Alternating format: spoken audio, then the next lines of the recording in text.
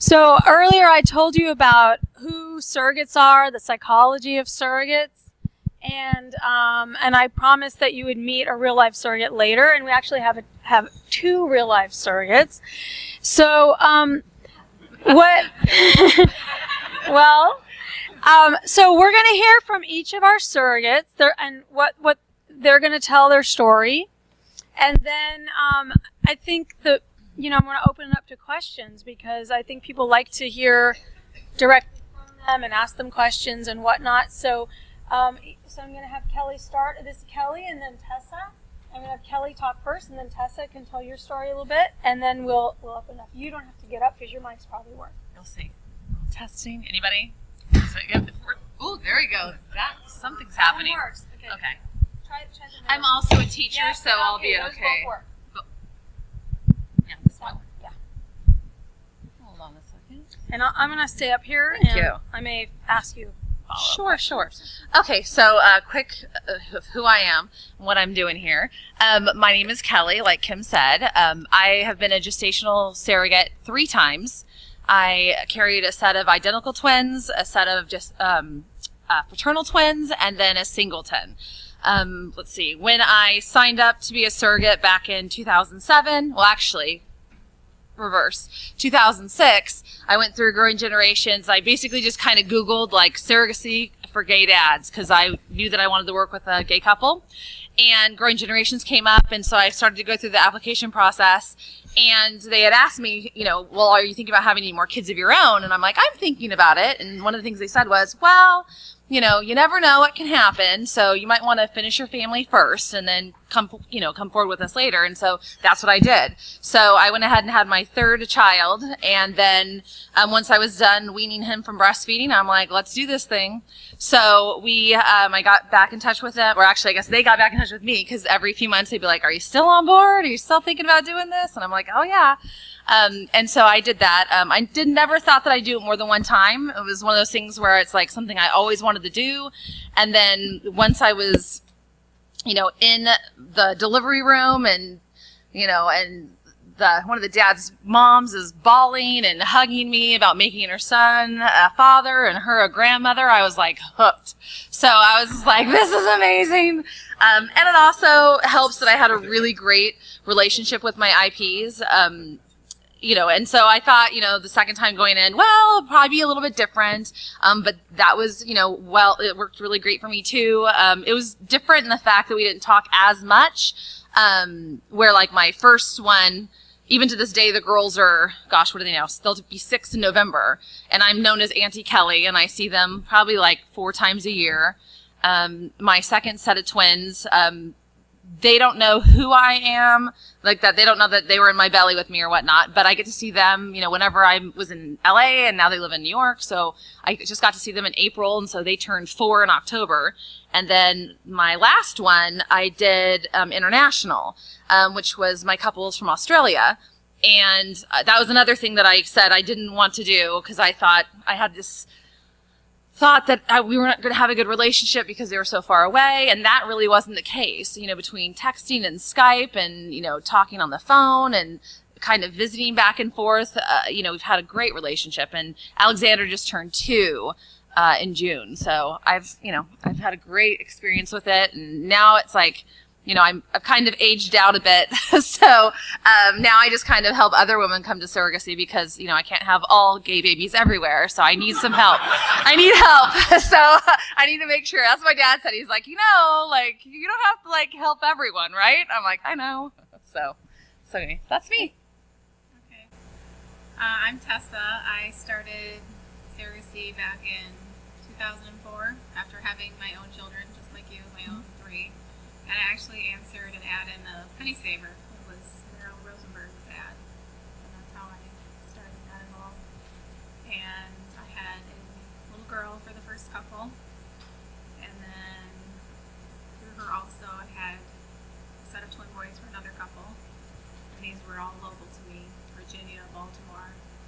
And then I aged out of her program and went on to carry for international couple, which I also never wanted to do because I thought I would have to leave and go and spend so much time away from my family. But actually they came to me. This was done in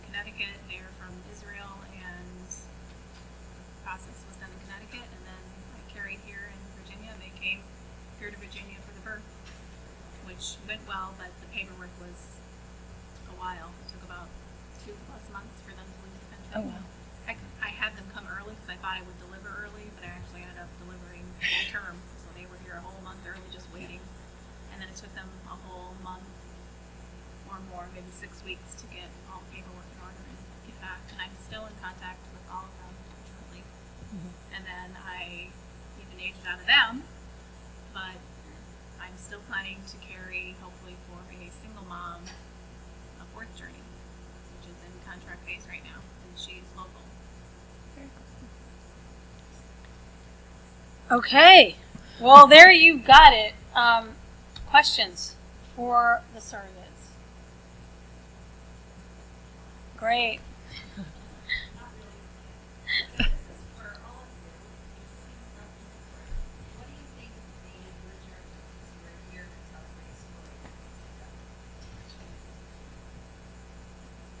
Communication. Like, I remember asking you what makes things or breaks things, and you said communication. I think communication is huge in all parties. Particularly in regard to the husband support. I mean, communication between us in the very beginning, I was looking at her like, you want to do what?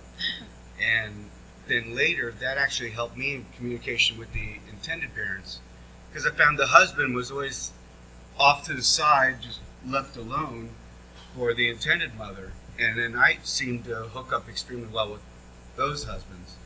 And I explained everything. I mean, the blessing that we went through with our 3 kids, and then again seeing the joy in the parents' face when they have their babies. And so it just, once you get hooked, it's an addiction.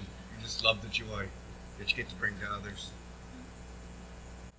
I think for me, it starts with matching. One of the things that I love about my agency was that, it's like that every single time there was a couple that pretty much I would have handpicked them myself, like they actually listened to what I said that I wanted. And then, then they looked at what the parents wanted to kind of put us together. And that worked out really well. And being, I tell that with friends who are going into surrogacy, I'm like, be honest. Like, if you don't want to have somebody call you all the time, then say, let them know how much communication you want. And if you want to be talking all the time, let them know that too, because if you don't go in completely honest about everything, you're gonna be bummed about something, one aspect or another. So, and I was that way with even like with the match meetings. We were talking about this a little bit yesterday about, sometimes there's certain parents that only want you to eat organic, or only want you to do this, or only want you to do that. And, I'm okay. My thought is I've had 3 healthy kids, and I ate hot dogs, and I had Cokes every now and then. So, like the fact that I've done this before and I've obviously successful, like, have you seen how cute my kids are? Like, this is like, I'm doing a good job here. So it's one of those things where, having them have that trust in you, like, I know what I'm doing.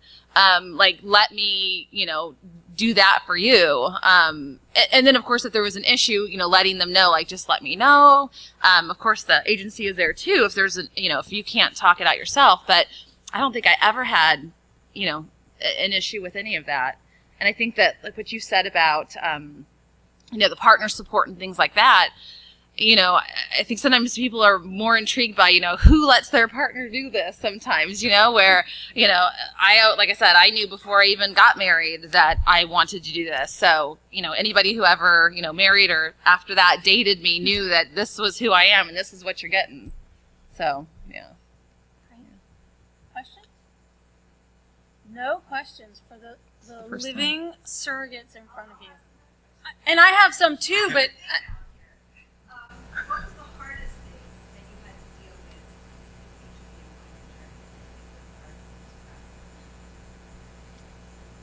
The hardest thing, doing it for the first time, you don't know how you're going to be, and people ask you just weirdo things like, how are you going to give up your baby, leave the hospital, go out, how are you going to feel leaving empty, no baby, and you've been pregnant? Like, why would you ask such a weird thing? I said, I don't know, but hopefully just fine, and I'll let you know when I come back to work. And it was fine. To me, it felt like holding a friend's baby, exactly. Holding the baby that I carried was never mine. I knew that from the beginning. So when I held the baby, it's like holding a friend's baby. It's making the family, that's the important, the fun joy of it. And once I did it the first time, I knew I could do it from then on. But the first time going in, you don't know. And I think to piggyback on that before I get to like a difficult is people always say that like they don't get that it's not yours. Because I remember when I got pregnant with twins, they're like, oh, do you get to keep one? And I was like, and I thought that was the weirdest question because I'm kind of like, not like, first of all, I've got my hands full. Like I don't want another baby, but you know, I have easy pregnancies, and why not help somebody out? But it was just one of those things where I think people just it's ignorance of the subject where they don't get, you know, they just don't get it, or they'll be like, well, you carried it, but it's yours, right? And I'm like, it's not mine, not genetically, but you share the same blood. And I'm like, okay. Like your ninth grade bio teacher should be shot. But besides that, like, no, it doesn't work that way. And for me, I think the most difficult was injections. Like I am not a shot person. And so when I looked at the, like everything laid out in front of me and I'm like, the box arrives and there's all these needles and some are like this and there's some that are like this, but seem like they're like this. And, you know, but I kept thinking like, okay, eye on the prize. Like the only thing between me, like, and these people having a baby are these shots at the moment. And then, you know, it does, you know, like the second time and the third time, you know, it's like the box comes back and you're like, that's right. You forget. It's like that amnesia about, you forget about the pain and whatnot. But there was never, I don't think I had negative experience at all. And leaving the hospital without a baby, you know, was not an issue. Again, the connection that I formed with my families was with the parents, not with the children. So like when I go and see them, like, you know, in the beginning, it was like every 6 weeks we go say hi. And my first parents got that. And they were always like, oh, yeah. And we'd all hang out and whatever. And then my second set of IPs, I don't think they really got that. Because if I was coming into town, they're like, well, we won't be here, but the kids will be here. And I was like, okay. Well, you know, I want to see them. They're beautiful. But like who I talked to throughout that whole time were the parents, not this baby, you know. So, you know, it's like you said, a friend's child. Like just no different. And I wouldn't keep their baby, so why would I keep my IP's baby? Yeah. How about from, yes. Is there anything you wish you had known before you had? I think for me in the beginning, I didn't know any other surrogate. So back in, you know, by the time I did it in 2007, I didn't know anybody, and I didn't know any other women until right after I delivered. I had a blog, and I met a lot of women online. But I met somebody who actually, you know, real life surrogate like me. It was like unicorns, you know, like you've heard of them, but like you don't see them ever. And so it was like I was excited for that, and I think that I wish I would have had that through my first journey. I mean, I still had a really great time, and everything worked out great. But it would have been nice to have that support of somebody who truly gets what you're going through. And then like now I've, you know, on Facebook I run a group for my, you know, for the agency where. There's like over 130 of us on there now. And so like one of my things is I'm glad that women who come into this, they come in, well, especially, you know, online, like you don't come in alone anymore. Like you find people who, you know, who are surrogates as well. And you have that kind of instant connection, I think. I don't know if you'd agree. Yeah, you're the first one I've ever met live, but my first journey I didn't know about. You can touch me. Surrogate. Other people will say they know them, and I'm like, really, where are y'all? Because everybody looks at me like, what? But Yeah. anyway, I didn't know about surrogate mothers online the first journey, and I discovered that after that, and that has been helpful to go to and look and see other people like, okay, Right. the same things you do, that this is normal, all these ups and downs. The negative is the hardest to handle. Like you expect this to work, and it doesn't work every time. Like the first two people, it took 3 tries each to get them their babies. That's the hardest part. The one thing and if we were it works and you miscarry, that's even worse. I'd rather not be pregnant at all. the one thing we were talking about is we wish we had this conference before our first. Yeah, it's been very helpful. And I think you're right, because sometimes with the statistics and everything, and I always felt bad like when other surrogates asked me, like, what about transfers? Because I'm 3 for 3. Like each time I went in, like it worked. And so, you know, it's like I don't know how to, you know, but then statistically it doesn't always happen, you know. And then sometimes people will be with a surrogate, and they'll either switch an egg donor or switch the surrogate, and then that's the magic key. Like sometimes just these things don't work together. And so just trying to keep people positive about it, you know, that eventually, you know, usually for most people it's working. Yes.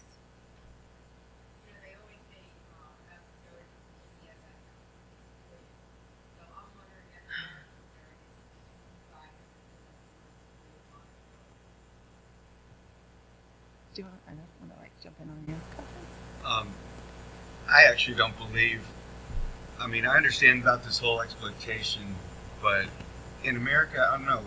Considering all the levels of, I wouldn't say interrogation, but questionnaires and levels. I mean, even I was questioned. You know, why are you doing this? You know, and like they said, 1 out of 100 of the gestational carriers actually get through all of the questions and all the background checks and financial checks and whatnot. And I mean, that's just from my perspective with my wife. And she took the exams. Yeah, every time, over and over and over, everybody, even if you've done it, doesn't matter, you redo everything for every clinic every time. Yeah, and I don't think there's not a day that I feel like I was exploited. If anything, you know, people are kind of like, people who know me are kind of like, wait, what? Because it's like I have my stuff together, you know, I have a master's degree, I teach college part-time, I've got my kids, I make a decent wage, you know, and so they're kind of like, well, then why are you doing this? And I'm like, okay, well, it's not for the money. And if it is for the money, then hopefully that'll be screened out, you know? So it's like, I don't ever, you know, it's even one of my favorite stories. My IPs came to visit one time, and at the time when I lived someplace else, they came in and they're like, your house is bigger than ours. And I was just like, oh, well, I live in an area that nobody wants to live in, apparently. But, you know, so housing prices were good. But, you know, but it's one of those things where, you know, there's this thought that, you know, like there's these poor, uneducated women that are scraping by that, oh, let's throw a baby in there, it'll make it all better. And I don't feel that way. But I think, you know, like I have the same possible ignorance or bias about like surrogacy in India. Like I look at those women and I sometimes wonder, like, well, not even wonder, I feel like they're exploited. And maybe if the money that surrogates get here, like I'm, you know, that's like half of what I make with my actual job. So I don't feel like, but if it was like a discrepancy like it is in some countries where it was like I was getting $3 million comparatively to what people like women making where I live, then I could see where there might be women who are again signing on for the wrong reasons and who maybe are forced by their family to do this because the kids need to eat but I don't see that so much, especially with the agencies. Again, you know, I can't really speak for independent because I see some women who I see sign up for surrogacy and they're not with an agency, and I'm like, I know why you're not with an agency because you would have been screened out. Like, just, you know, I'm like, there's some like not mentally stable people out there willing to carry a baby for $15,000, and I'm like, oh, so good luck. Yeah. Question?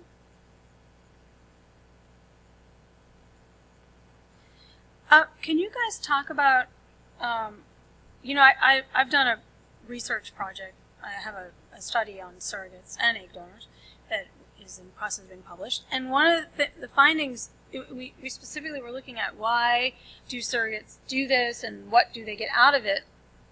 And we found some things that didn't surprise me, but I think probably surprise naysayers. And I'm wondering if you two could talk, and husband too, about how being a surrogate changed your life. What did it open up for you? I'm not talking about financially. What did it open up for you? How did it, or financially, but how did it change your life? Having my own, especially my very first, was very easy. It was a midwife delivery. I mean, I just couldn't believe how easy it was, the whole pregnancy and the delivery. That's what I knew I wanted to, but I wanted to finish my own family first to be sure. I just think everybody should finish their own family first. But I think it's been wonderful for my own children to see it. Now they're very old, to see that I'm able to do this. We are able, all the whole family, we should do this. You should do what you can for other people when you can. That's great. It's not the only thing we do other things. It's for other people as a family. Right. We raise our children. Yeah, and I would agree with that. I think for me, it was a lesson. You know, I'm again the whole teachable moment thing, but for my kids, what a great way to show them, you know, selflessness, giving. That pretty much family is about love, not about genetics always, and not about, you know, having a mom and a dad. That these two men could have a baby, that, you know, this single man could have a baby, you know, just kind of showing them that, family is many things. And of course they saw, myself and my friends and everything, but just to show them again that, there's people all over the place that are, parents and belong, deserve to be loved and respected and celebrated as a family. And so, my kids are funny because they'll talk about it, even though they were younger with the first one, as they got older through the other ones, they'll say like the funniest things, like people will say to them like, "Oh, congratulations, your mom's pregnant." And they're like, "It's not ours." Or, "Oh, we're not keeping it," or what, that's even better. And the people are like looking at you and I'm like, "No, yeah, we're not keeping it," but it is, and it's like, what I love is knowing other surrogates, like we'll get together sometimes. And so now my kids, if one of their friends' moms who's not a surrogate is pregnant, they're like, "Is that yours?" And it's like just these things that just, again, like my kids think that every mom is a surrogate now, like it's really funny. But I love, like my daughter is turning 13 and I'm really hoping that, it's like fingers crossed. It's like, sororities in college, like, oh, she'll be a legend, like I'm like, come on. I hope that, that one day she'll be a surrogate or an egg donor. I'm really hoping that, one of these days that she'll, want to do that, because that'd be amazing to me. So, between the two of you, you've had, quite a few babies. I'm not going to do that math very quickly. And, they're very, I think you will agree, and even though they're both really, really stellar and they seem kind of amazing, for those of us in the industry, they're actually quite representative of who surrogates are. It's, we didn't bring our star surrogates today. We just, in fact, I think, Tessa, you weren't even you were an accident that you showed up. So I think that's really an important thing for people to know. So thank you so much. And if you want to, we have to stop. Okay, but no, I'm getting the hook. We have to stop, but Kelly's going to be here. Tessa, are you going to be here for a little while? So maybe on the next break, I think we have a tea break coming up in an hour or something. Come up to them and ask them. Definitely ask them.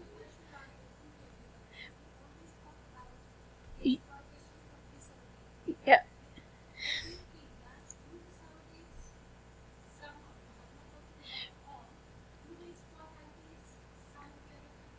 You know what? I'm going to actually not have you answer that. We're going to stick with the timeline. If anybody feels like jumping in and answering that question, you can find, what's your name? Beautiful. So you can go and talk to her. And then surrogates, if you have questions for the surrogates, you can talk to them at the tea break. And we are complete. Thank you.